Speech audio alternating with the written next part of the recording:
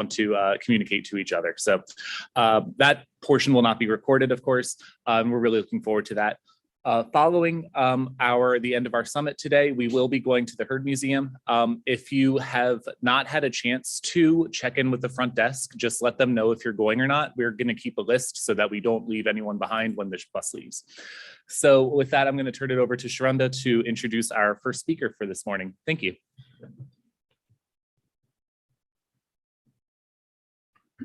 Thank you, Brett. Good morning, everyone. Hopefully everyone had a good night's rest. For those of you who are normally on East Coast time, hopefully you really did get some rest. So I am happy to sort of present our first session this morning on Brownfield land and revitalization. Land reuse sites are sites that are slated for redevelopment but may have chemical contamination. Nearly 500,000 potentially dangerous land reuse sites, sometimes referred to as brownfields, exists across the United States, including tribal lands. This session will focus on ATSCR and partners' work to promote health, community involvement, partnerships, communication, and education to support public health work related to land use reuse sites. I believe we'll have Dr. Laura Berman come and actually present today. Cornelius Antoine and Ms. Summer King were not able to make it today. So let me just read a little bit about Laurel as she walks up to the podium. Dr. Laura Berman is an environmental health scientist with the Agency for Toxic Substances and Disease Registry. Dr. Berman is the agency lead on land reuse and has coordinated the ATSDR land use reuse health program for over 15 years. This program integrates public health, environmental justice, and redevelopment from the early planning stages all the way to the end. Dr. Berman holds PhD and MS degrees in environmental and occupational health sciences from University of Illinois at Chicago School of Public Health with a focus on industrial hygiene and toxicology. Welcome, Dr. Berman. I know her as Laurel. Yes. Thank you so much. You're so welcome. So I always say it takes a village to redevelop anything, really, the smallest site. So I'm going to present a little bit about our village that help us today, that volunteer their time. Some of the projects that we've covered, many of the tools and trainings that we have that are free for everybody. And I'm supposed to get a photograph of the group after this. And I have a cleared training that features Pam Maples, who I call my rock star. She does like geology a lot, but she's a rock star because she knows how to squeeze money out of stones and get redevelopment done on one of the most contaminated sites that I've encountered in Navajo land. So we could go to the next slide. Brownfields, just to set the tone, really they're just abandoned sites, but sometimes they're active but incompatibly located, like having a waste transfer facility in the middle of a residential Victorian area would be an incompatibly located site. And we have creative ways that those sites can be relocated or hidden or blended into the landscape. So they're potentially contaminated. Commercial, industrial, can be residential, vacant and underused properties. There's a vacant Circle K out here, depending on the age of it, or if it had tanks that haven't been pulled yet, that site would be eligible for brownfields funding from US EPA. Brownfields are in general associated with blight. It's become a catch-all term. It's used in Europe as well as here and in England and in Canada. This is a guess, a true guess of 500,000 brownfields in the US. I think I've probably seen that many as I've traveled to my different projects. And I think that that number is likely much underestimated. The reason I say this is because we have 10 million vacant properties in this country, according to the Government Accountability Office, and that number was in 2010, pre-COVID, which created more vacant properties. Restaurants closed. There's one over here at least. So 10 million vacant properties, if they're built prior to 1970, what could they have in them? Any guesses? I'll repeat it since you're not mic'd. What could a building built prior to 1970 have? lead and asbestos, two of the most common contaminants at brownfields and other hazardous waste sites. Heating tanks, another contaminant. So at any given time, I'm going to step over here. I'll take the mic. There are roughly 1,400 to 1,700 sites on what we call the national priorities list. These are sites that there's a super fund that can help redevelop, and we hear about them being in litigation sometimes for decades. Then there could be 3,000 to 6,000 RCRA, Resource Conservation and Recovery Act, corrective action sites. So Avon, sorry to use brand names, let's just say a cosmetic company, the lipstick that I'm so fond of creates hazardous waste, producing it. Some of it has lead, but solvents are the main contaminant used to produce lotions, face products, lipsticks, bug spray, things that keep us from getting bitten. So that waste has to be removed. It has to be manifested properly. It has to go cradle to grave. Where did it start? Where did it end up? Or you can be issued a violation. So when you look at maybe 1,400 national priorities list sites, maybe 3,000 RCRA sites, and even that number of 500,000, which I likely assume could have a zero added onto it, means these sites are at least 60 times more prevalent. There are 60 times more brownfields than any other types of hazardous or potentially hazardous waste sites. So this is a big deal, and they are everywhere. So in my agency, brownfields are a subset of land reuse sites. In EPA, brownfields is its own section. The Environmental Protection Agency has a brownfields program, has a legal definition of brownfields as real property with the potential for suspected contamination. ATSDR works on all kinds of sites. Our state partners work on sites that are on the national priorities list or sites that communities have concerns about. And we include brownfields in our programs, and brownfields are so prevalent and so not benign and so harmful, potentially harmful to health, that we have our own program dedicated. It's a land reuse program, but we mostly work on brownfields and redevelopment. Next slide, please.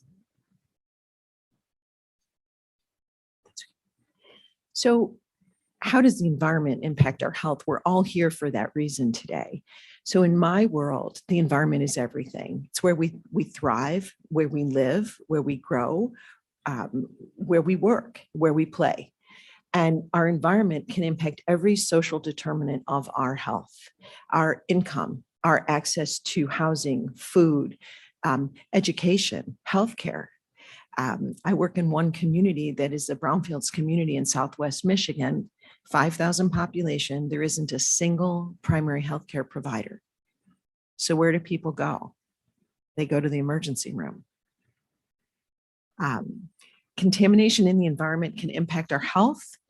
We know this. We hear about spills, ethylene oxide from sterilizing medical equipment, buried underground storage tanks that leak and can cause petroleum contamination, plumes that can travel for miles that have been historically from dumping dry cleaning fluid or solvents, and then they travel and through our soil and become not only a liquid problem, but become a gaseous problem. So we can have air, land, water all impacted. Things spill on the soil. If the soil is porous, they can travel.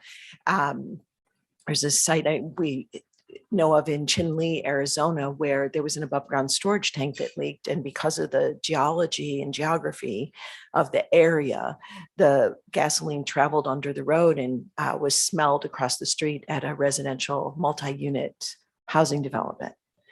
So brownfields are not benign. They can harm health and they can lead to health disparities. Next slide, please. Our program is specifically concerned with early integration of health in brownfields. We do not look at it as strictly economic development.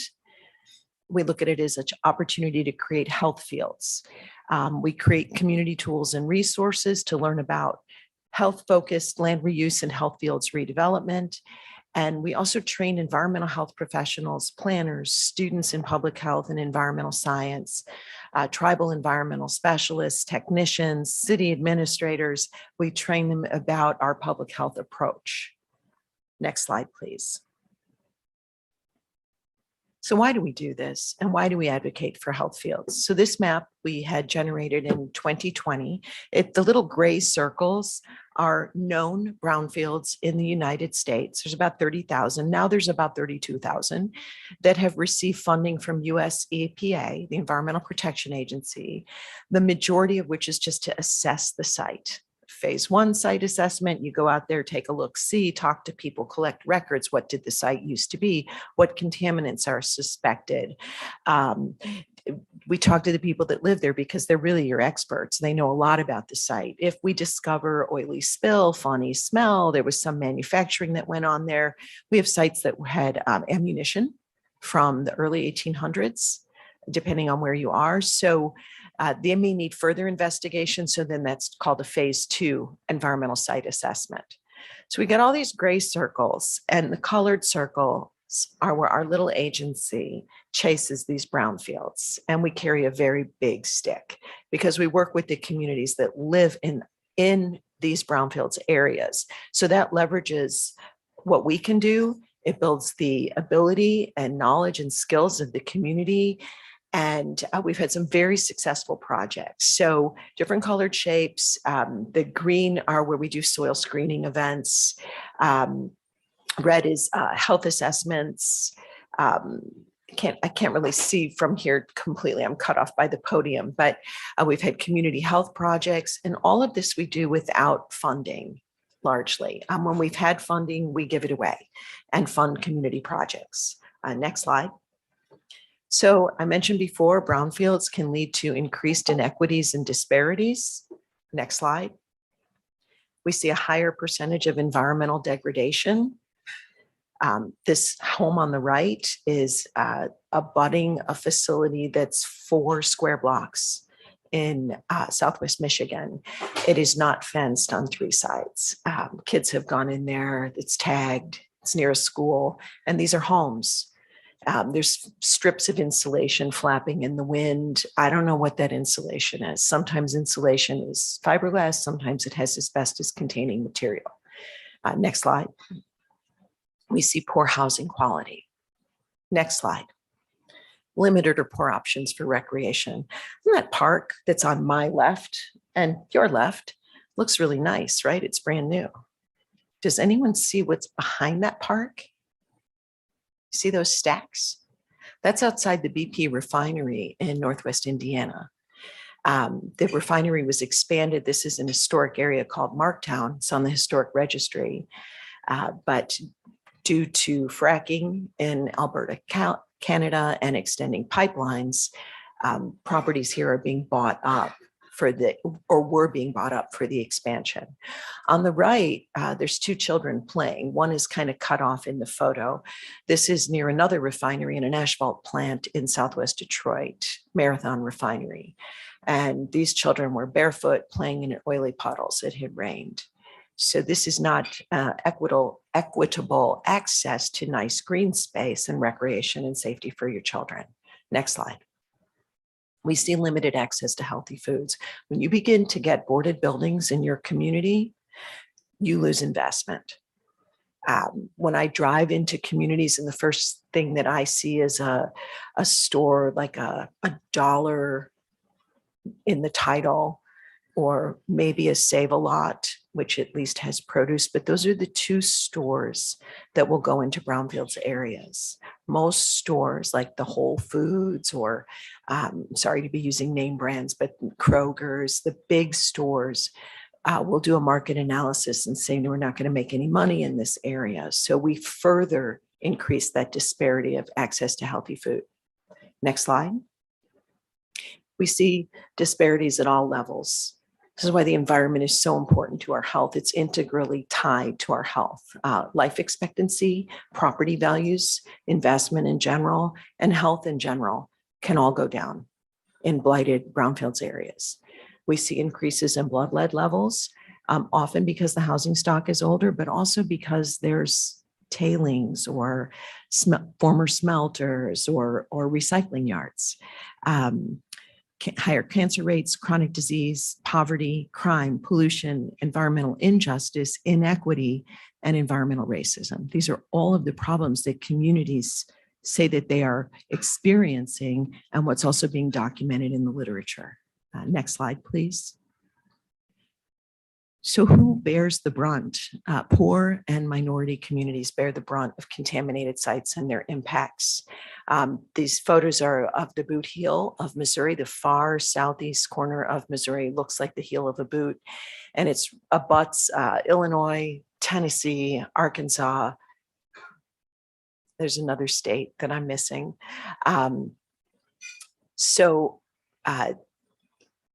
You'll see lower income. You'll see houses like this, which have verified asbestos containing material.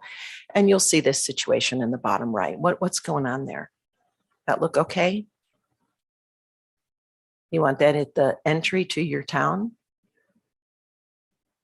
Yeah, some of those drums are bulging. Caps are missing. There's a blue bucket at the back. I don't know what's in there. Maybe it's something corrosive. There's a proper way to store drums. This is from a gin, a cotton gin that's being dismantled. And while I was out there, there were two kids riding around in an ATV. They were probably 8 and 10 years old, because what a cool place to ride your ATV around, right? There's drums, there was metal flapping in the wind from the gin that was being taken down. Next slide. So I believe brownfields are opportunities. They really have a strange beauty to me. Of course, this photograph makes them look very beautiful. This is done by Lloyd DeGrain. Most of our photos are donated by Lloyd DeGrain, used with permission. But we really want to create a safety net. We know every community that we've been to has at least one, usually multiple sites like this. And we do this through partnerships, education, assistance, and resources. Next slide. Some of our resources are part of our village. The most impressive group that we have are called the Brownfields and Reuse Opportunity Working Network, or Brown. Catchy name, since we work on brownfields. We formed in 2015. We have academic folks, community activists, filmmakers, some private sector consultants, developers, federal, state, and local agencies. We all volunteer, and we provide free consultative assistance to communities. So we've had 8 pilots, including close to here in Navajo. One in the Upper Peninsula of Michigan, which is a former Air Force base called K.I. Sawyer. We work with the Sioux tribe, Sault Ste. Marie. So our group, redevelopment is slow, but we have seen a lot of progress. And just in Navajo, we've seen $2 million leveraged. And you'll soon learn from one of our Brown partners about an additional $7 million that's been leveraged for planning, assessment, and cleanup of brownfield sites. Our Brown network increases our visibility. We also partner with the National Environmental Health Association, or NEHA, the Institute for Tribal Environmental Professionals at Northern Arizona University, our regional offices, academics. CDC's Environmental Justice Group joined Brown this year. I'm so excited. Navajo Tourism, Diné College in Navajo Nation, Navajo EPA, the National Park Service, the US EPA, local, state, tribal, environmental health agencies, and most importantly, citizens, residents. Next slide, please. We've created several tools. My favorite one is the action model. It's simple, it's easy to use. It's 4 steps. What are the issues in the community? How can you address these issues? Is there a health benefit? And what data do we need to measure change? The site tool allows you to create an inventory of brownfields in your community. It belongs to you. It's not a public tool. It's just something that you can use. But it's done through a public health focus. So we ask those questions: who lives next doors? Where are the children? Where are the nursing homes? Where's the closest hospital, daycare center, school? Then we have what we call our environmental health and land reuse, or EHLR certificate training. I'm just back from the NEHA conference. Decided to mask because once again, we had a little outbreak. So we're not quite out of the woods yet, but it's still so important to give these trainings. So our EHLR training is free. I'll be talking to you about it in just a minute. We have several publications that we provide on our website, our Brownfields website. Google ATSDR plus Brownfields, you'll find us. Our Brown Network wrote a book that we've given 5 copies to some of the organizers of this conference. It's also available as a free download. When we have extra money, we print books. A lot of people would rather have paper in their hand. So we were able to give out about 20 books at the NEHA conference, and I've had 25 shipped to Syracuse, where I'm going next, to give an EHLR training at the Tribal Lands and Environment Forum. Next slide. This book is a community resource. It's a textbook. I'm a big believer in free textbooks for students instead of having to pay $200 for a 1-semester class. It was written by our Brown authors, 49 people, all volunteered, and it focuses on safe reuse of potentially contaminated land to improve those health outcomes. Next slide. The book is based on our 5-step land reuse model, as are many of our resources. Engage with your community, evaluate environmental and health risks, communicate those risks, redesign the community with health in mind, and then measure success. How do we evaluate environmental and health change, which was tricky, but we're doing it. We're being able to measure changes in broad health measures. Next slide. We dedicated this book to our partner, Chris Kaczynski, one of a prolific author, advocate for environmental justice and the built environment, and contributor to the book. The link to the book is here underneath the cover of the book and available to you in the slides. Next slide. Back to our EHLR training. There's 2 forms. The basic training is exactly the 5 steps of the 5-step model: community engagement, evaluation of environmental and health risks, etc. Each module is about 2 hours. I have an old school classroom version with PowerPoints, so people can download it and teach it themselves. I will support that effort. Sometimes I kind of kick off a training by Zoom, so that we have a large reach. And then our partner, NEHA, maintains an asynchronous online version of the training, so you can take it at your own pace. Next slide, please. So why do we have this training? Well, we're a small program. We follow this 5-step land reuse strategy because that's what I do for work every day. It's not something we made up, it's what we do. And we also realize there's something for everyone to learn. We've thrown physicians, nurses, community members. Our youngest student, I think, was 18, first college class. And, we've evaluated this. Everybody does about the same because there's something for everybody. And we all need refreshers on our skills that we already have. NEHA will issue 10 continuing education units and a certificate for EHLR. We're currently developing our own accredited version and certificate. It'll take a little while. Troy mentioned the clearance process. It takes a little while, but we love doing this training. We learn every time we give the training, we learn more because it's very interactive, and we've had really good feedback on the training. We fully evaluated it. Next slide. The basic training, again, 5 modules, 10 CEUs. We've trained 3,000 people.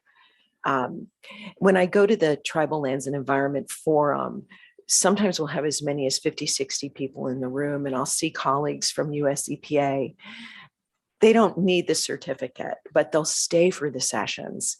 And then we get a core group, usually about 20 to 25 people that stay for the full training. What we've learned from the training is that 5 2-hour modules may not be quite enough. You got to take a deeper dive, like 8 hours in community engagement. When we first came on into our jobs, we had a mandatory community engagement training that was a day and a half. Those days are gone. And people usually had to pay for that. So we provide it for free. We will do these immersive trainings strictly at conferences. They're not virtual, they're hands-on. I'll show you some examples of how we've done this out with Navajo students. And we just piloted the training to make some tweaks. Like we used to require you to take the first 3 modules of basic training before you could take the immersive training. And now we fold it all together into one. Next slide. Tools that we use in the training include environmental justice screening tool. I'm providing the links to you here. My Environment, EJ Index, which is our tool, CDC ATSDR, can work at the census tract level to look at various environmental indicators and also social indicators of health. The Action Model Toolkit, that takes you step by step, even to how do I have my first public meeting? Who do I invite? How do I get to know people? Who should be involved? And then the EHLR training. Next slide, please. EJ Screen, easy to use. It comes with a tutorial. You basically input your area. What I will tell you is I use EJ Screen for I use it on my phone, very quick and dirty analysis of, dirty may be the right word actually, of a community. And you can toggle on whether you want to compare to the nation or to your state. I usually compare to my state. What I like about EJ Screen and EJ Index is we can use it in very rural areas. We'll go to the next slide. My Environment works great in areas that report to the federal government and have received federal funding for brownfields, or they report to the toxic release inventory if they have a stack, or they report their water discharges. If I use My Environment in Gary, Indiana, I will have something that's populated. Next slide. I can pull down a legend and it'll show me just in the radius that I selected that there's 39 brownfields. Let me make a correction here. I've been to Gary, Indiana. It's 2/3 vacant. There's more than 39 brownfields. It means 39 brownfields have received funding from the federal government. That funding is very difficult and competitive to get. But we've found other ways to skin the cat. There's foundation funding, there's rural U.S. Economic Development Administration funding, some CDC funding may be available, HUD funding. Most federal agencies have some level of brownfields or brownfields type funding available. Almost all of the brownfields communities I've worked in are environmental justice communities. So if you don't report to the federal government, if you're a tribal entity or you have your own state program, the brownfields won't show up on this federal tool. But it still gives you an idea going into a community of what some of the issues are. Next slide, please. Now, this is My Environment for Chinle. You see anything there? I have pretty much zeros. I will tell you that on Indian Route 7, right where it says Chinle, with my naked eyes, I've seen 7 brownfields. They're not reported to the federal government. They have not received funding from the federal government. Probably the driver for redevelopment for these areas is Navajo tourism and rural U.S. Economic Development Administration and National Park Service, depending on one site is by NPS property. So for Chinle, I will run this and then I will go to EJ Index or EJ Screen and be able to pull out some social indicators such as it's 95% linguistically isolated, meaning we need to make sure we have people that speak Dene if we're there. It's very important. Schools are now immersing students back into culture after the debacle of boarding school and other generations of practices. So I can walk that little stretch, and we frequently do. And later I'll show you what one of our students did to kind of identify those brownfields. Next slide.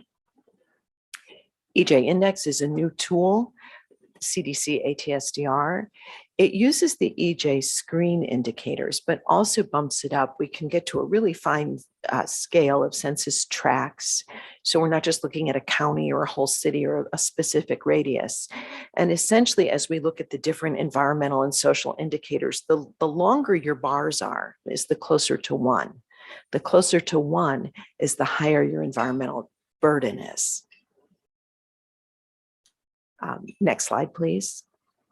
action model, again, super simple, has been used by 45 communities across the country that we know of. We hope more are using it. The toolkit walks you through what you need to do. We ask, what are the issues in the community? Before I ever do step one, by the way, I want to know what people like about the community. Your first meeting.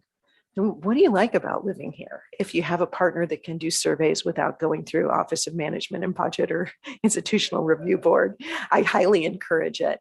We had the school in KI Sawyer, Michigan, did a survey, and the teachers had to help the little kids, like their writing, fill it out. But we had the kids, we had the parents, the grandparents, people that live there.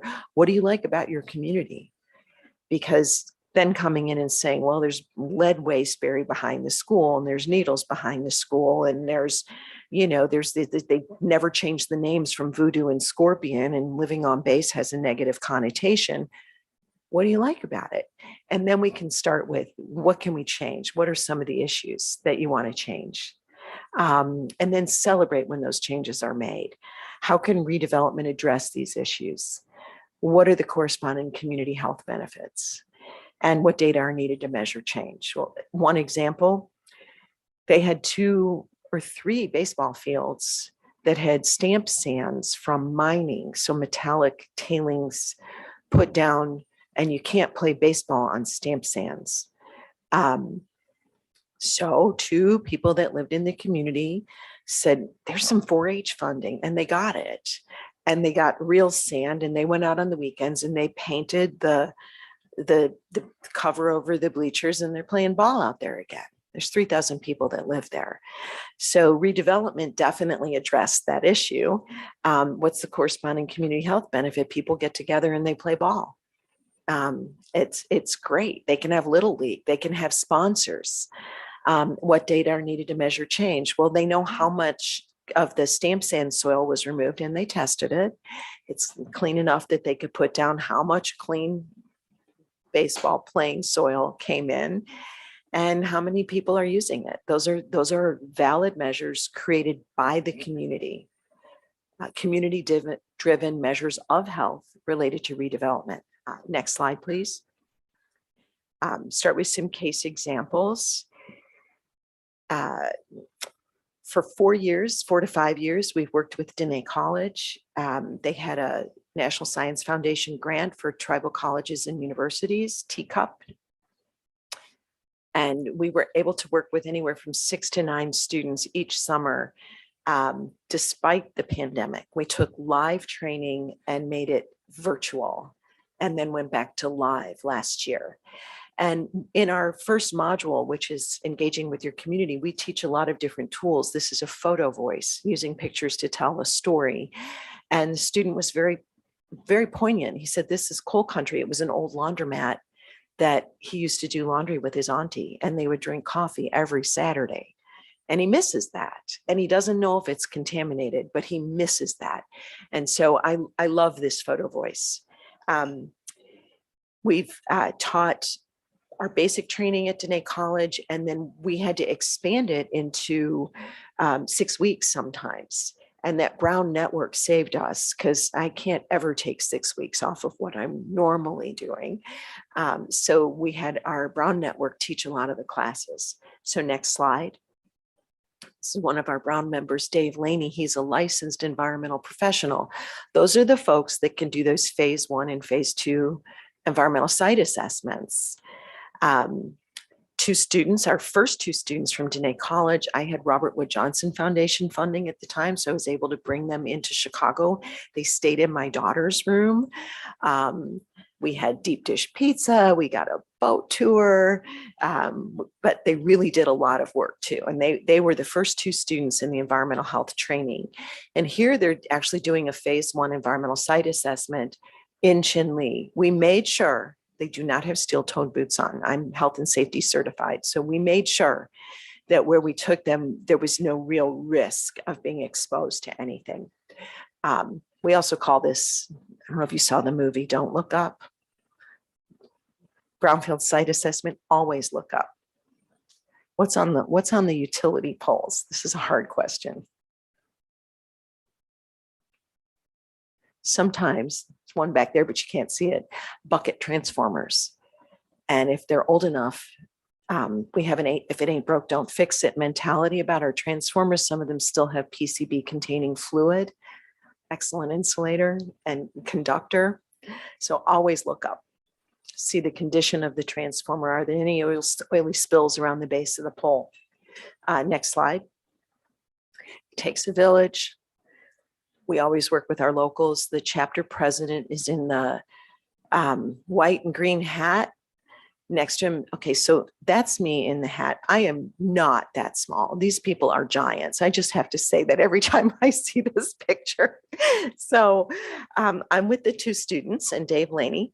The guy next to me in the black t-shirt is a Romanian colleague. We have a Romanian partnership. We're starting to teach community engagement in post-Soviet community.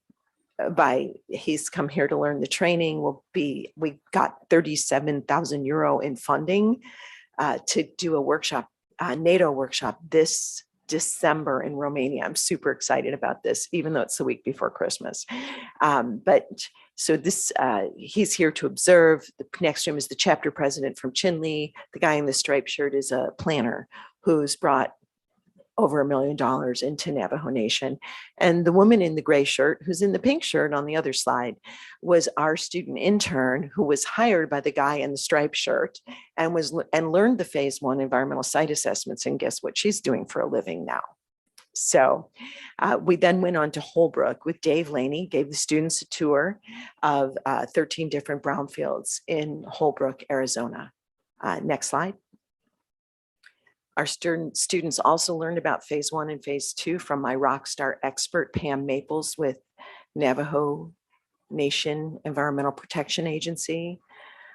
Pam brought in, I have to make a little correction, $6 million to assess the former sawmill and another $1 million, including an environmental justice problem solving grant. So working with the Red Lake chapter number 18 in Navajo, New Mexico. They do memory days. They're doing surveys. This mill closed in 1994. And right about now is the latency period for asbestos exposure. So it's very important to be tracking the people that worked in the mill because they dried wood there in an asbestos, all asbestos kiln. We do have time. If people would like to see Pam's video, it's 36 minutes. Okay, and I believe it should be pulled up. Yes, I'm so glad. It's so wonderful when you have a wizard that does the technology for you. And I'll tell you a little bit. Remember those phase 1 and phase 2 environmental site assessments? That's what you're going to learn about here.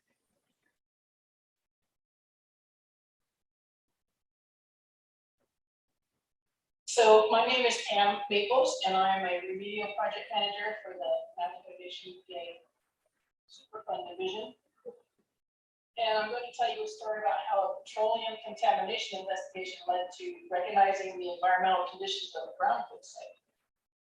I was working for the leaking storage tank program before I moved over to Superfund, and I inherited this site in 2016. This is the Navajo Forestry Products Industry Site. It's 100 fenced acres, and it was a sawmill and particle board manufacturing facility that closed in 1997. I inherited the site in 2016 and have done a lot of work on it, but it goes back and forth between phase 1 and phase 2. Every new thing that we find goes right back to phase 1.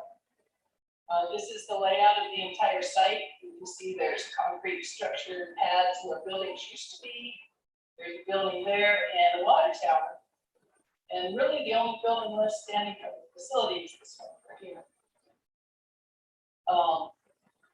While performing oversight on the leaking storage tank program, I began to walk the site. I like to be in high places, and I really wanted to climb up there and have a look, but I settled for the bluffs behind the site because I couldn't reach the ladder on the water tower. So what I saw was concerning to me, different colors everywhere. And so without further ado, let us jump right in. I went online because nobody could give me a picture of what the place had looked like. And so on eBay, I found a postcard, found 4 of them actually, so I bought them. And this is the postcard. And I want to talk about scale. That's a pickup truck right there. These are mobile homes. So this is a big facility. It had a 50 megawatt power plant that powered the facility and the town, I came to find out. It had associated double cooling tower and above ground storage tanks to power various things on the site. I started talking to people and searching records, and what I found out was that the particle board plant here, this is where its footprint will be, but it was built in 1983. The original map that I found lurking in one of our dusty file cabinets was this plat. And this is all I had for a long time, but there were still some alarming things on here like that. And sawmill and this pond. And then this, of course, is the tank battery over here. But I was looking around and I found an old pamphlet, and I was able to put names on the buildings finally. And my petroleum contamination is this area here. It's 22,000 cubic yards of contaminated soil right there. And it looks very small compared to the size of the site. Later, after our memory days, when I was talking with former employees, and they brought pictures, and it was great. And like Laurel said, we fed them, so they came. I was able to do the diagram of how a tree is made into a board to plywood and then sold. Again, the petroleum contamination is right here. Part of my duty was to find out what was in those guys. Even though it said used oil, I had my doubts. So we had them characterized and removed just under 3,000 gallons. And they tested as non-hazardous, so we were able to dispose of them at a fuel recycling facility. And I got a waste manifest on the contents of these 2 tankers so that I know they just didn't go out into an arroyo somewhere. The investigation started looking for fuel because of this. This is a fueling island that we found, and so we right away started trenching to look for a tank. Didn't find any. We did find soil and groundwater contaminated well below our cleanup standards, and so the next suspect, of course, was the AST battery. So we went looking there and drilled some holes. This will be a phase 2, and we drilled a boring between the 2. And it came up clean all the way down, and even the water was clean, and that's really strange. Because right over here, we found 2 feet of diesel floating on the groundwater. So after it was all said and done, this is the area of contaminated groundwater, and just a little bit smaller than that is the soil. And so we got to thinking we wanted to know if we had perhaps missed another source, missed a tank or something. So we did some geophysics, X-ray vision. On the right, you see the blue coloration. This is an EM61. It's an electromagnetic resonating device, and it finds metal. And we found metal. This is the tank basin here. And we found this pipe going over here to this fueling island that we found when we were hacking through the brush. So this is a second fueling island. But then we also found this Y, and the diesel floating on groundwater is right there. And this goes over to power plant, sits over here. And the power plant burned waste shavings. But I have to rethink that now that I see this pipe going over here. And we did an excavation to get rid of a lot of the contaminated soil right here and to confirm that that was in fact what was going on and so why. That was a engine block right there. We couldn't see through the cement here because it was reinforced. So we did radar here and we did radar here and here because there was too much metal on the ground. So these are the results of the radar. And you can see the rebar, but no tanks.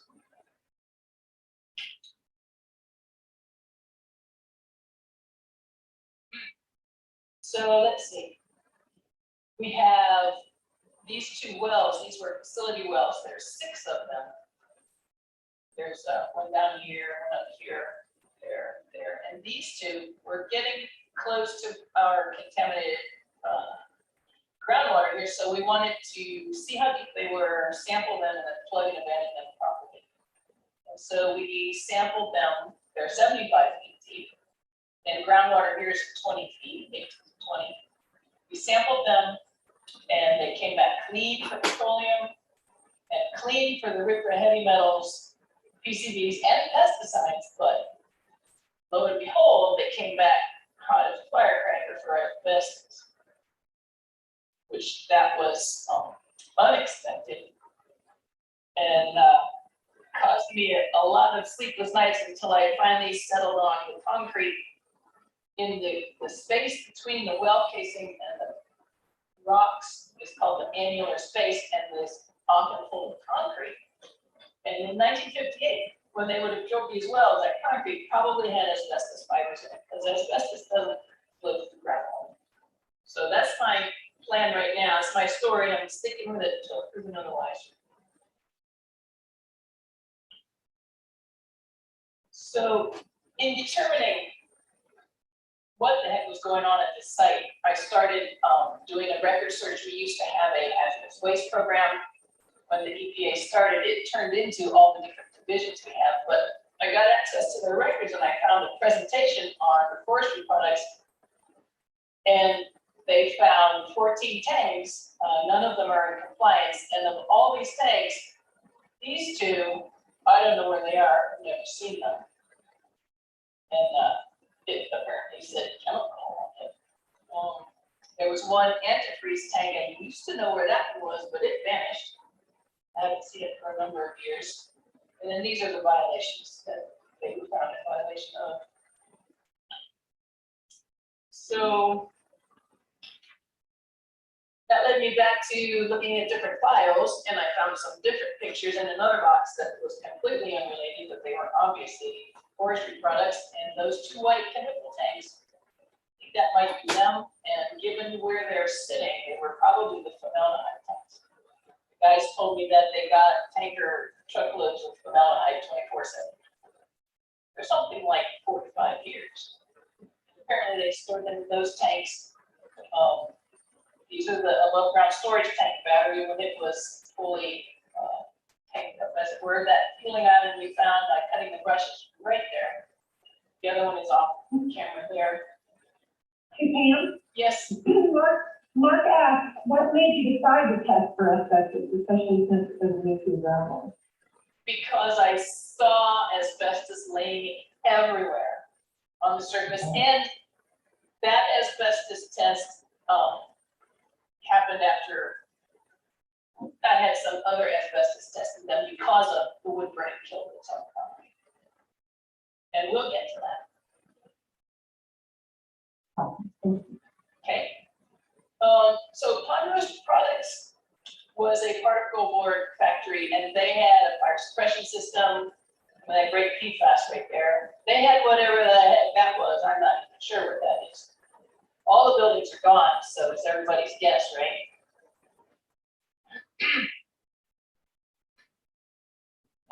Walking around the site, you know, this is the kiln, wood kiln. These are cars parked in the parking lot, again for scale. Want to go out on the front slab of the building. This was the particle board plant, and there are some sumps, and this is where the giant press sat that made the actual boards. It looks like that when there's water in it, The foam you see was the contractor who took away the metal buildings. It was his solution to render this thing safe. He filled it full of great stuff foam, which didn't last a year, and it's to be found blowing throughout the site. This sump is 80 feet long and 25 feet wide and 12 feet deep. Here at the edge, I stuck a pipe down in there, pulled it out, and measured it.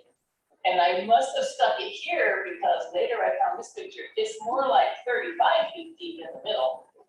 And this was the brace for the big press that sat in there. There is no egress. There are no ladders. If you're a swimmer, you can hoist yourself up out of there. But this would be a physical drowning hazard, which is part of a brownfield site, physical hazard. And in the summer, when it's down low, you know, unless you're really super strong, that's 3 feet. It's going to be nearly impossible to pull yourself up out of there.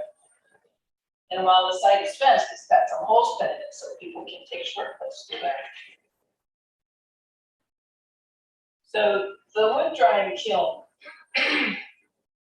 what you see there is a mirror, just a relic of what the whole, there used to be concrete pads out here with railway car tracks on them and pads out here. The roof and the building are gone. This is the sub roof. So from my vantage point, looking at these pictures, my very next trip was back to the tribal rig to grab the old full face respirator and head over there to see what it really looked like. And what it really looks like is friable asbestos paint peeling off and flaking off and blowing around in the breeze. And the roof top is, this is transite, which is an asbestos containing material. It's corrugated like corrugated steel, but it's transite. And it turns out that it's more like a lasagna. There's a couple layers with tar and stuff in between, and it's all asbestos containing material. These were the vents that let the heat out. They wanted to, each one of these bays is large enough to hold a railroad platform.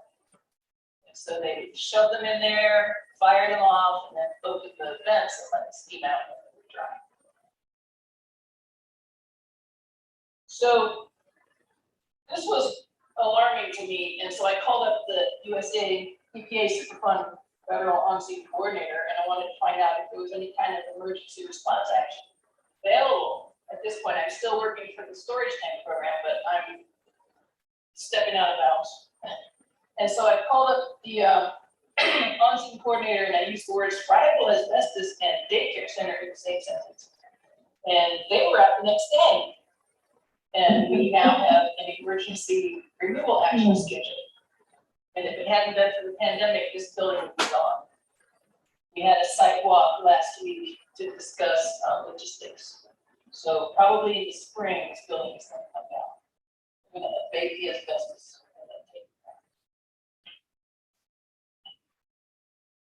As I was looking for asbestos sources for that water, I came across some old phase 1 investigation pictures that I didn't even know existed until somebody told me they had one. I asked them for a copy. This is the power plant building, and they did in fact burn waste shavings, but I think they got it started with diesel. But when the contractor took this building down to salvage the metal, you see this material here. It turns out this was a 2-layer corrugated steel building with asbestos matting in between. And they did some abatement before they took these buildings down. I don't know that they went so far as to pull the matting out from between these 2 layers. I don't know. I don't have a report on that. I do know that these bags showed up in one of my petroleum excavations one day. And I had to have a talk with the contractor and have him get them out of there and give me a waste manifest so I know where to put them.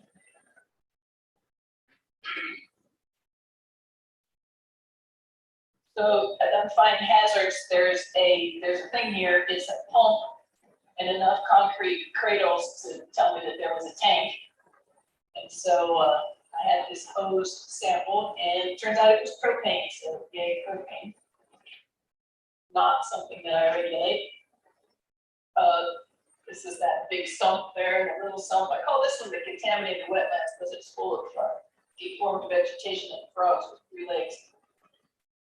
But right over here, next, there's something sticking up out of the ground. I don't know what it is, but I'm pretty sure the gasket is asbestos containing right here. When I had them, this is the AST basin, and when it was open, they piled all their chemicals and drums and totes and a bag of asbestos that they found in all these buildings into my convenient excavation there. And so I politely called them up and asked them to make their own berm, which they did over here with hay bales and a liner. And there are things in there. There's premium saw glide. Those drums are full. I don't know what's in this one, and it's not labeled. There's tote, and it's got a CAS number on it, and I looked it up, and it's ferrous chloride solution. And I went back to the hazard section, and it said, don't even get within 50 yards of that drum without a level A hazmat suit on. And they've moved it twice, and I have pictures of it sitting in the powerhouse on the ground floor in the midst of corroded concrete footers. So I don't know what's in it. I'm not gonna go check it either. They made a trash pile over here, and this is the trash pile, and it has drums in it, and tote, and stuff, and tires, and it's just a mess.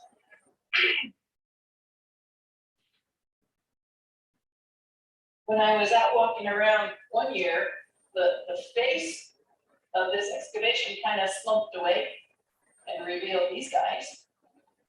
I'd like to think they were empty, but not so sure.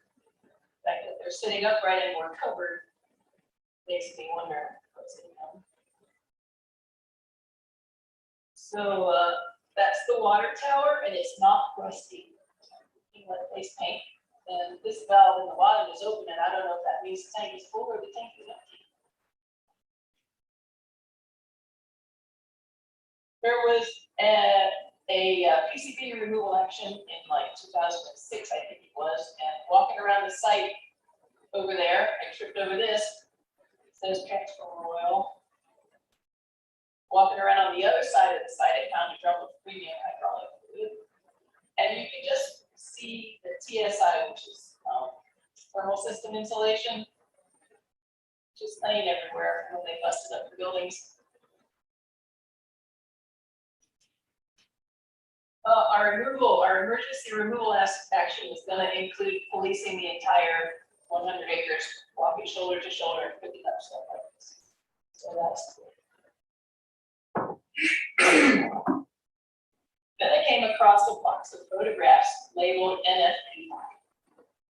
And I knew for sure that this is a picture of the AST battery. And so I was frankly appalled at all of this stuff. And these aren't even really the ugly pictures. I've got bulging drums with oozing stuff coming out of them, and whatever's in there, no mercury storage. So that it's time now to talk about data gathering and accuracy. Back in the day, you would have a roll of film and you would be overtaking pictures, and you didn't want to send a roll of film off with one picture on it, so you waited and you took other pictures, and then you sent your film in. But these guys didn't take photo notes. And they labeled the package NFPI. And so here I am with all these things, and I showed them to the guys at Memory Day because I really wanted to know about the mercury in particular. And they said, we never had any closet notes.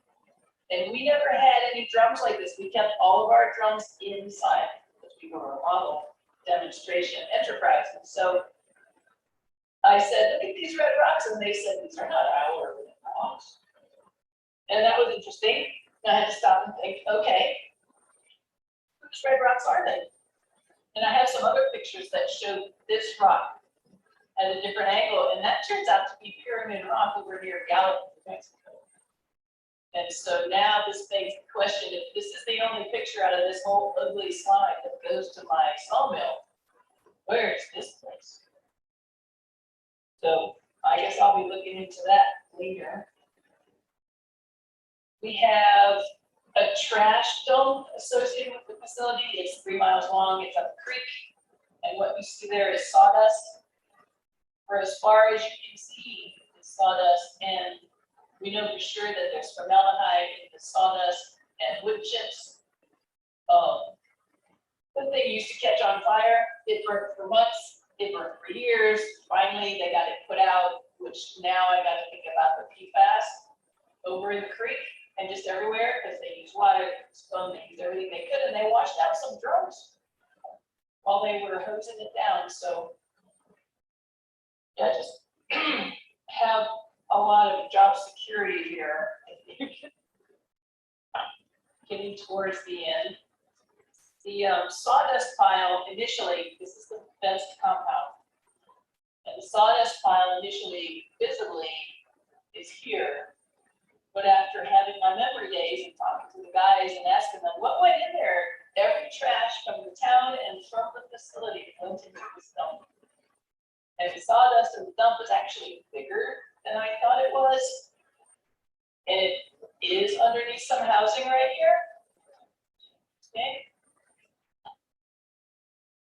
Back to the drawing board, looking at more legal records and things.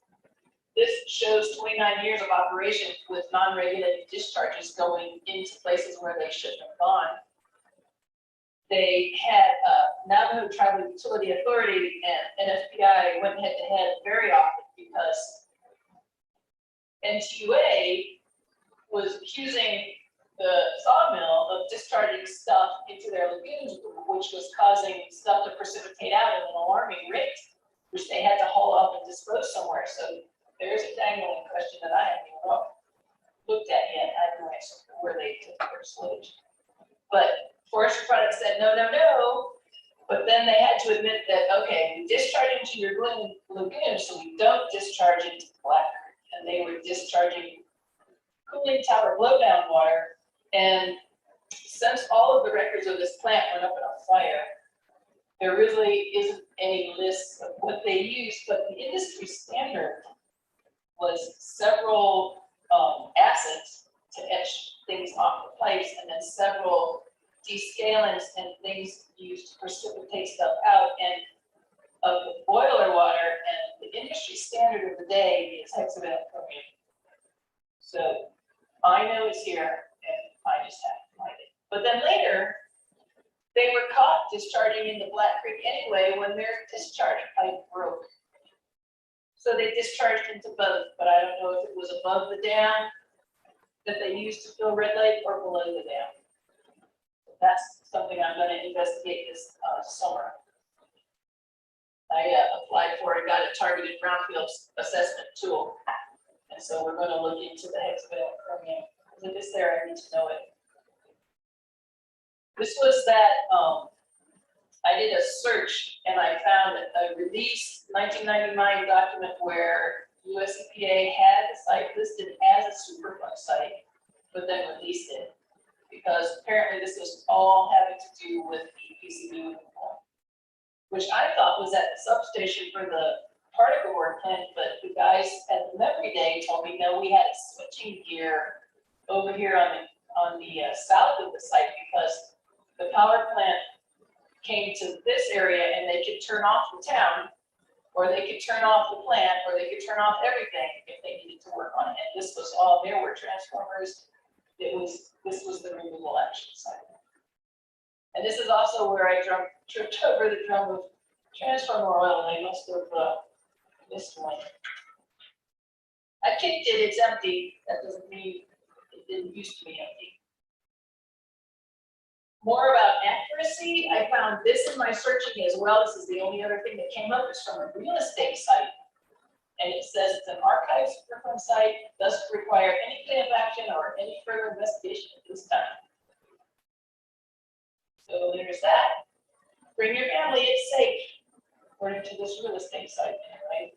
Who apparently inspected it in 2013 because nobody I know inspected it in 2013. So it must have been those guys.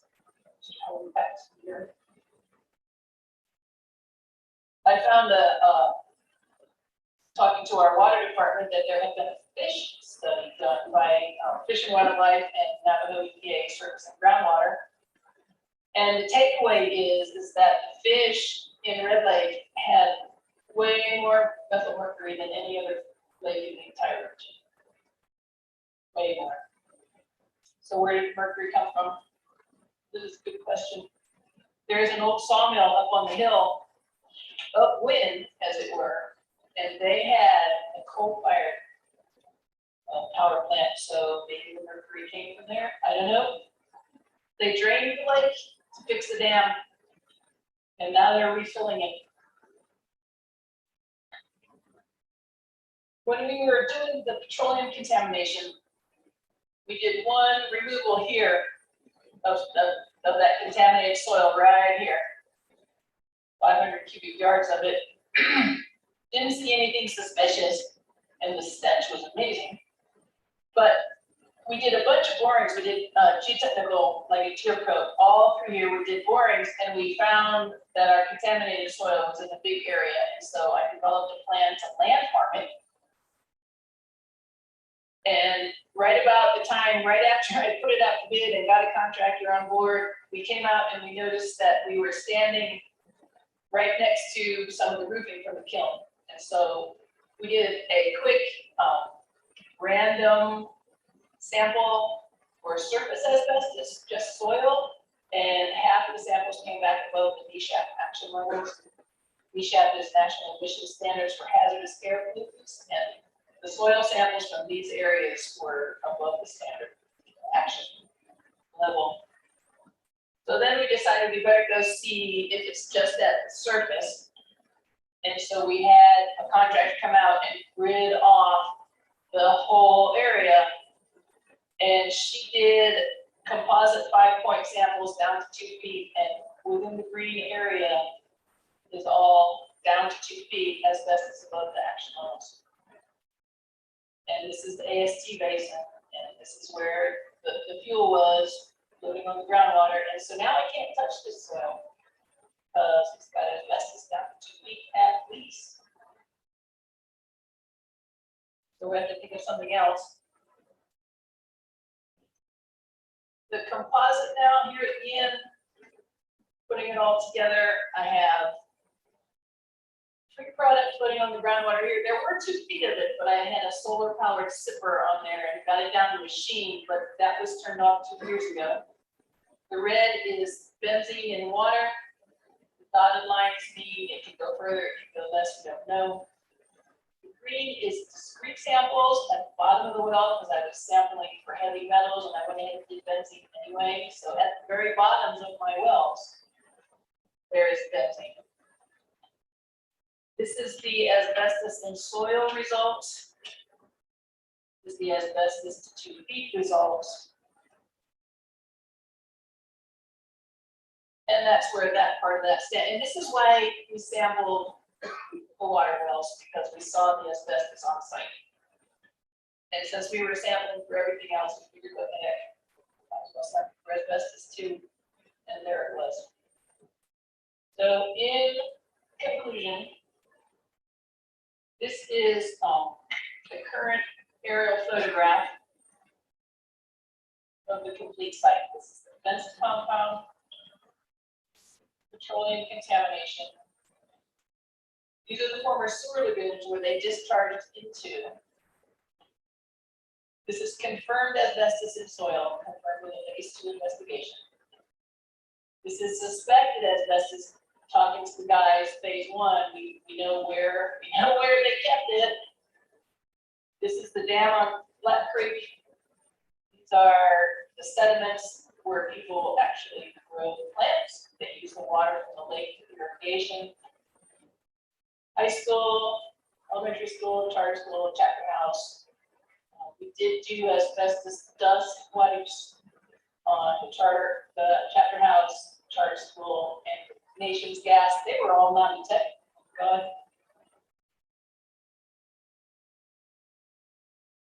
This is the housing area, and they're filling Red Lake back up without sampling the sediments because I couldn't make them do it working for the tank. And now that I work for Superfund, it's already full of water. But we're thinking about maybe draining it to use the water to keep the kiln building wet to do the asbestos abatement. I have to sell that to Jack, so wish me luck. Questions, discussion?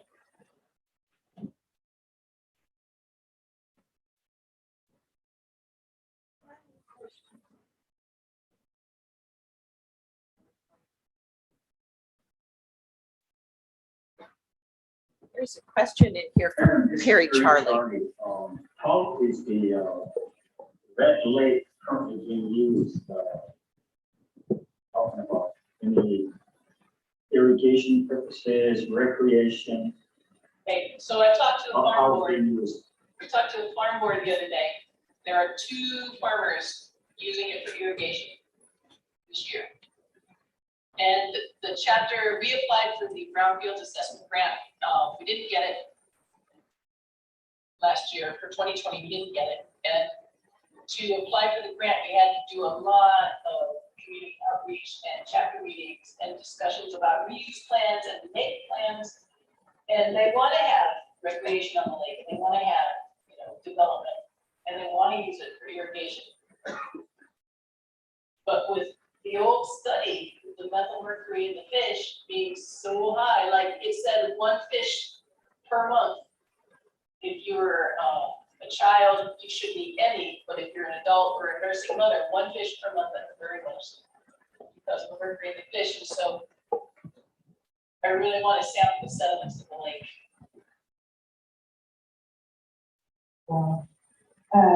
Mark Junker asked a question, what is the goal for this site? So the goal is to get it cleaned up and then redevelop some kind of light industry or tourism-based industry or artist-based industry, something that will employ the people in the town, because there was a thriving community here. They had library, community centers, churches, and they had all kinds of stuff, but when the plant closed abruptly, there was no contingency plan. So the community is decimated, the housing is burnt and vandalized. The goal is to put something back here that will revitalize the community, and they've been really working together to try to come up with a plan. This is Perry again. How are jurisdictional authorities affected in this area? I know this is very close to the New Mexico-Arizona state line. And then you have an application. How is that affecting the cleanup? So the site is completely, even the lagoons are in New Mexico. And it's like 12 square miles, I think. The whole town and industry site has already been withdrawn back in the 50s for the use of Navajo, New Mexico.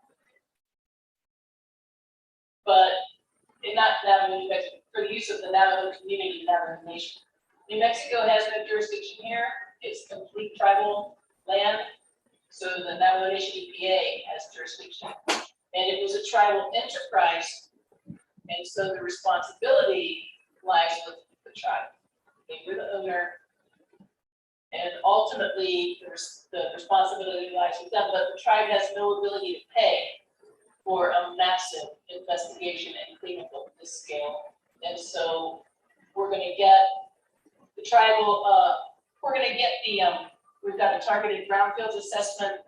US EPA is going to spend money looking for the hexavalent chromium. I've got an environmental justice grant to help get word out to the community about what we're doing and what their plans are. And I hope to get the assessment, the brownfields assessment grant. Again, I applied for $350,000, and we've also applied with tribal council right before the pandemic, unfortunately, to get tribal council to commit to a certain amount of money every year to just get this going.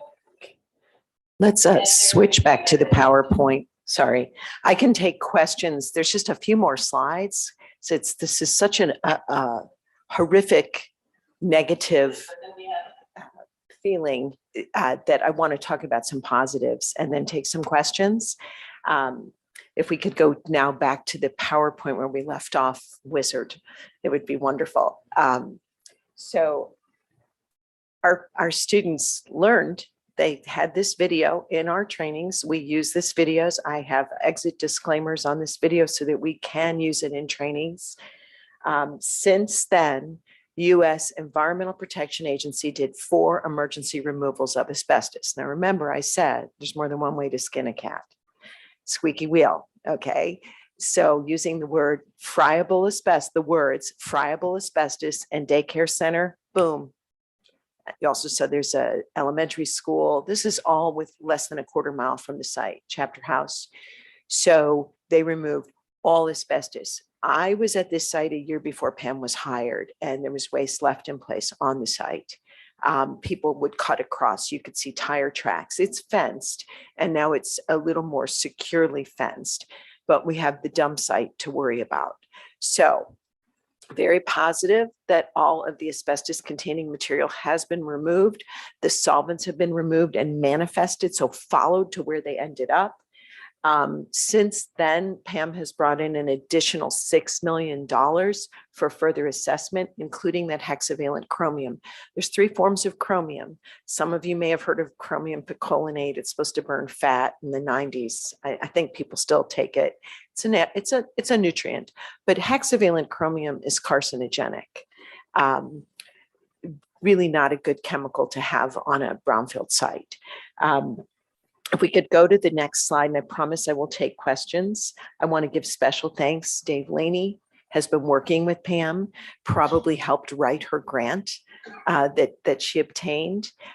Christine Garnenas, you have not met her. I want to give a shout out, has also just gotten a $5 million grant to work for the community, to work on planning and redevelopment of the site. She's a volunteer, has a nonprofit. So more than one way to skin a cat. And then if we could go to the next slide, our students then got to meet. You see the purple handkerchief head, kerchief head? That's Pam. Last summer, we were able to, our students saw this video. We showed this video. We frequently show it at the National Environmental Health Association as part of our module on evaluating environmental and health risks. Leanne Bing, ATSDR Region 4, the machine in her hand that looks like a dust buster is an X-ray fluorescence. By the way, they use these in pawn shops to measure gold, something I learned. So we were able to measure lead, arsenic, and many other metals. And Pam worried about that water tower because it was not rusty, having lead-based paint. So she sampled around the water tower. And I said, well, Pam, the good news is there's no lead that we've found. You have everything else, but no lead. But our students were able to learn how to use X-ray fluorescence. They were with Jamie Raymond, who you learned about yesterday, who taught them how to do the health risk communication back to the community about the samples that were brought in. Land is sacred in most indigenous communities. And this is actually from Saline, where Diné College is. But this is our way to, when we work with Diné College, we blend Western science and tribal ecosystem knowledge. You heard me mention Perry Charlie. You'll hear say, this is Perry again. Perry is one of the authors on an upcoming chapter in the book, Principles of Community Engagement, the 3rd edition, as is Neil Roy Singer. At this event, we had a rodeo collar. Okay, the only downside, we were staying in a hotel that had been closed for 2 years, and I had a snake in my room. And it was a little snake, but in Navajo, that is not okay. But fortunately, my student, you see a little bit of puff sleeve at the lower left, is Mongolian and culture very, very similar. She helped teach part of our training. And she said, my cousin is a shaman, a medicine man. We're going to fix this. We went to the rim of the canyon, looked at Spider Rock. And she said, we have to repeat over and over that snake was not meant for me. And I did. It was a little snake. I didn't know if it was a baby, but it's a New Mexico snake, but we were in Arizona, and that made me even more uncomfortable. I did change my room the next night, but we had to return the snake back to earth. And then we went to Holbrook, which I felt was, we changed the O to E. because we had some crazy crazy drug dealing going on in the parking lot of our hotel, and I said, "That's the snake." So everybody was fine. We'll go to the next slide. My students got to meet and work with Pam Maples. They also did some final projects that I want to share with you, some on uranium mining. The red dots show the abandoned uranium mines that you learned about yesterday. On the right, Tracy did windshield surveillance, one of the first things you learn in public health. And the red circles are brownfields that we walked in Chinle. So she's fixing this issue. She can integrate this with GIS and create her own Navajo. She did this in 3 communities, Nazlini, Chinle, and I can't remember the third one off the top of my head. So the students learned a lot. Next slide. Which will show the water wells and looking at breakdown products from uranium. So they worked with University of New Mexico, their own university, and then with ATSDR. The next slide. This is the summer class on the right. We're all masked. We were masked indoors and outdoors due to the mask policy. And this was an incredible honor for me. We had a blanket ceremony. This is now my blanket that you see, and it sits on the corner of the spare couch bed in the room that I work in. And my husband is very thin and he gets cold, and he was up super early and laid down on the couch, and I came out, he had the blanket. Not okay. I was like, you can't lay on that blanket. So he gave him another blanket. This blanket was designed by a Diné College student. It represents traditional culture. It was really quite an honor for me. It's very special. It's been a privilege to work with these students. If we could go to the next slide.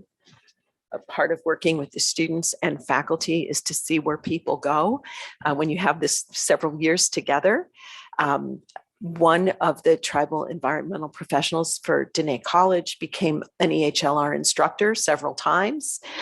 He just started his master's, so I couldn't convince him to come to the Tribal Lands and Environment Forum, but his master's is on drinking water purification in Navajo. He's also now a published author. We write up what we do. We included our students. That paper's in peer review right now, the one that had the student projects, but we had Perry Charlie and Neil Roy Singer as co-authors with Don Robinson from Diné College on educating the future environmental health workforce during the pandemic. One of our former interns started a master's of public health. We'd like to believe it's because of the summer program. Another intern switched their major to environmental science and public health. The trainee that you saw in the gray and then the pink shirt is now doing phase 1 environmental site assessments and is a public health planner doing redevelopment work, still working in Navajo Nation. We've trained 3,000 people and we're aiming for 1 million, of course. Next slide. If you would like any assistance or interested in the training, you can still register for the Tribal Lands and Environment Forum in Syracuse.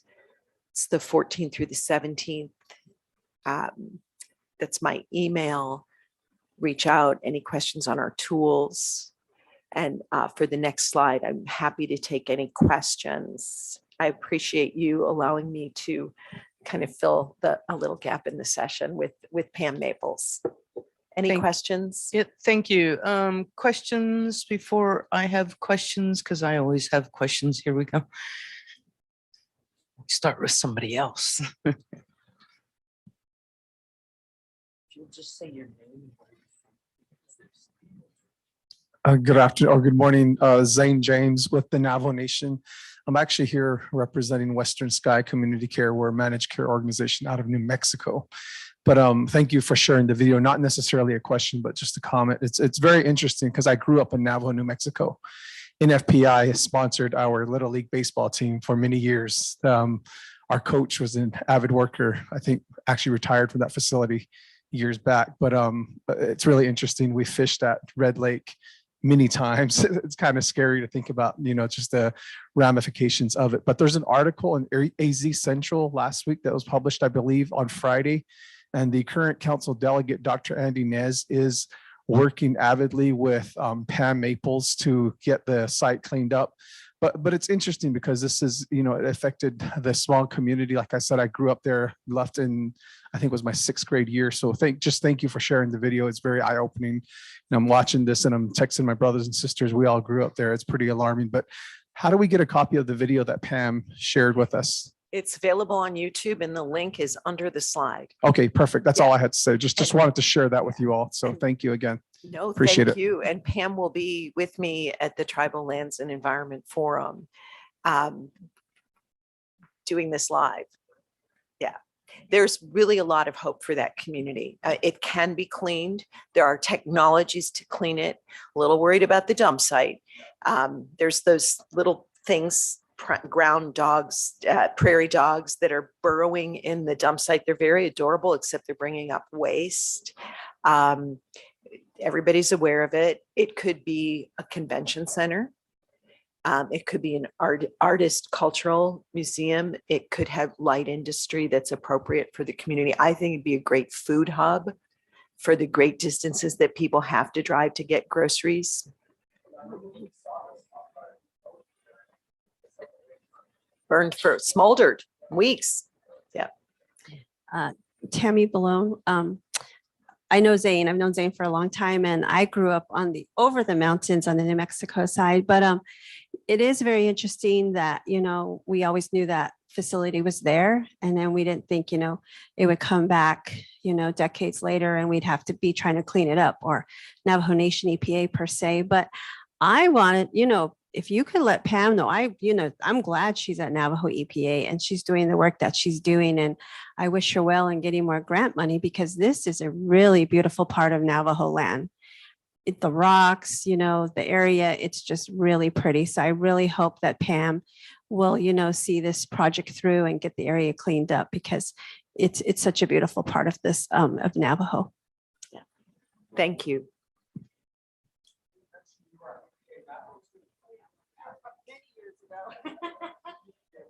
That's awesome. Thank you very much for all of that work and for the presentation. And while it's horrific, there are some, as you mentioned, positives. I'd like to see more positives than not, but progress. Since it's a regional, Navajo is one of 574 federally recognized tribes. And while Navajo covers a large land base, and has many challenges in terms of these kinds of brownfields, I am wondering about the other tribes in the region, right? And how do we move forward with, I want to call it an assessment, an inventory for all tribes, right? Now that's going to take a while, probably a decade. I hopefully will be retired by then.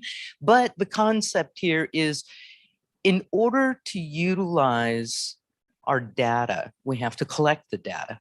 Data will drive decisions, whether it was a tribal entity or enterprise in this case.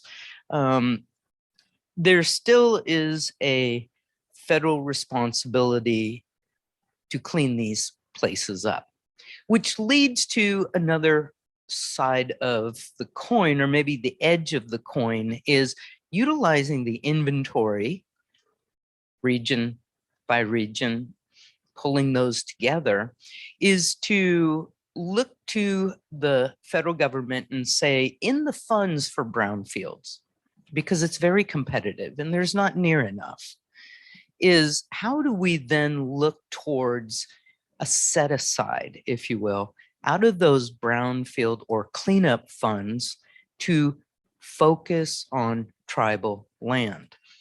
So it's not really a question, more of a statement for the record of, we really should work with folks in our regions and come up with a methodology on how to do an inventory across the lower 48 and then Alaska, because there's a lot of issues up in Alaska as well. But again, data drives decision makings, data et cetera, et cetera. So thank you so much. I know that we are almost out of time. In fact, we have about 4 minutes left. So again, thank you kindly for your presentation and all of the work that you are doing and supporting. Thank you. I do want to also put one reminder in that maybe wasn't clear from Pam's talk.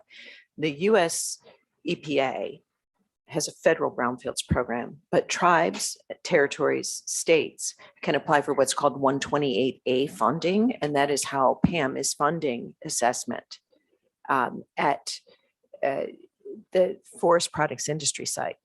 So that is state money. So remember I told you this federal tool may not map everything. So use Michigan as an example. Michigan has something called EnviroMapper. We went into an irate community that just came through a water crisis, that didn't want to be the next Flint, that was, you know, that had lead pipes like all of our Midwestern cities do. And we went in to do a risk communication training, a 4-hour risk communication training in an upset community. And one of the problems was, well, the county gets all the money and it's not coming to our community, which is 97% African-American and 50% poverty community. It used to be a thriving harbor. So we brought the state person in who said, well, I've got this money. I've got 128A funding. And while it doesn't show up on the federal My Environment, here's our EnviroMapper. And I've done like 40 plus projects in that city. So it was a great way to kind of start to build some trust back in the community, in a community that does not trust their own city because of the way the water crisis was handled. And it made national news. John Yang, PBS, you can Google it, a water crisis. So it was very successful. And we started with what is a part per million and did a 4-hour risk communication training so that people, and all of the examples that we use were related to lead in water and lead in soil. And then we did a soil event. So there are things you can do. There's state money. There can be federal set-asides. It's just having someone or a team of people that go and look for that money and make it happen. So yeah, hopefully Pam will be there forever. So thank you. I'm supposed to take a photo if people can get together in the 4 minutes that we have. I'm thinking maybe in front of the home screen, if we don't have too much glare, if people are willing, and if you've signed the photo release. Thank you.